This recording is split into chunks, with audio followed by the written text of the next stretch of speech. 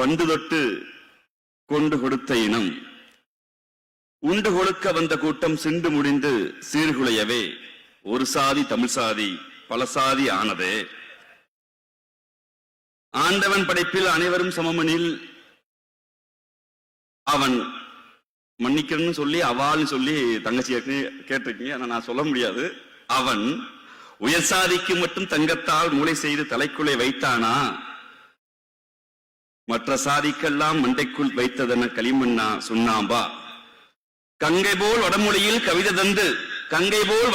கவிதை தந்து வால்மீகியும் யாசகனும் எல்லாம் பிரம்மன் பெற்ற கால் பிள்ளைகளே. இளங்கோவன் யார், கம்பன் யார், கூத்தன் யார், இவரெல்லாம் யார் யார்? பிரம்மன் தலையிலே பிறக்கவில்லை. ஆனாலும் தமிழ் மொழியின் இமயங்கள். எதற்காக திறமை, அது தேவையா என நான் கேட்க மாட்டேன். எதற்காக திறமை, அது தேவையா என நான் கேட்க மாட்டேன். ஆனாலும் எம் ஏகலைவன் வித்தை கற்கும் போது இந்த சாஸ்திரம் அனுமதிக்கவில்லை. எம் ஏகலைவன் வித்தை கற்ற போது எம் சாஸ்திரங்கள், இந்த சாஸ்திரங்கள் அனுமதிக்கவில்லை.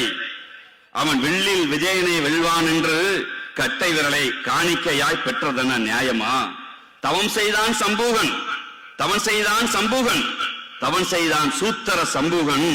தகுதி அவனுக்கென கேட்டு தலைவெட்டி சாய்த்த ராமபுரான் வரலாறு என்று இப்போதுதான் கேட்டார் எங்கள் இனத்தின் தலைவர்.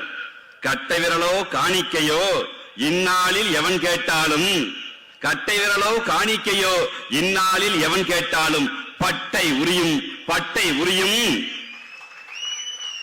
உரியும் அவன் கட்டை சுடுகாட்டில் வேகம் என்றார். இது ஏதோ கொலை செய்வதற்கான முயற்சி அல்ல. பண்ண பழகரா பச்சை படுகொலைகள் பண்ண பழகரா என்று பாவேந்தன் பாடினார். அப்படி என்றால் தமிழர்கள் எல்லாம் பச்சை படுகொலை பண்ண பழகுகள் அர்த்தம் அல்ல.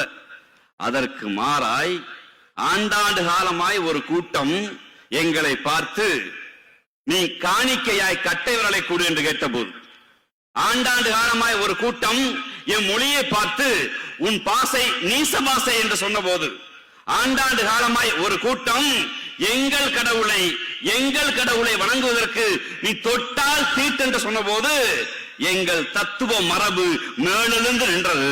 அந்த தத்துவ மரபு மேலெழுந்து நின்றதால் தான் எங்கள் தலைவர் கேட்டால் கட்டை விரலை காணிக்கையாய் கேட்டால் பட்டை உரியும் என்று ஆம் உரித்திருக்கிறோம். கடந்த கால வரலாற்றில் நாங்கள் பட்டை உரித்திருக்கிறோம். எந்த பட்டை உரித்திருக்கிறோம்? இனத்தில் ஆரியன் தான் உயர்ந்தவன் என்று சொன்ன போது இல்லை சக மனிதனாய் திராவிடனை மதி என்று பட்டை உரித்திருக்கிறோம். மொழிகளில் இந்தி தான் பெரிய மொழி என்று சொன்னபோது இல்லை எங்கள் அன்னை தமிழுக்கு அந்த தகுதி இருக்கிறது என்று பட்டை உரித்திருக்கிறோம். இல்லை மாநிலங்களில் இருந்திருக்க போது இந்திய ஒன்றிய அரசு தான் பெரியது என்று சொன்ன போது தேசிய இன உணர்வு, தேசிய இன விடுதலை, தேசிய இன சுய நிர்ணய உரிமை என்று நாங்கள் பட்டை தீட்டி பட்டை உரித்திருக்கிறோம். அந்த நிகழ்வில் தான் இன்று அறிவு திருவிழாவை இந்த இடத்தில் நடத்தி கொண்டிருக்கிறோம்.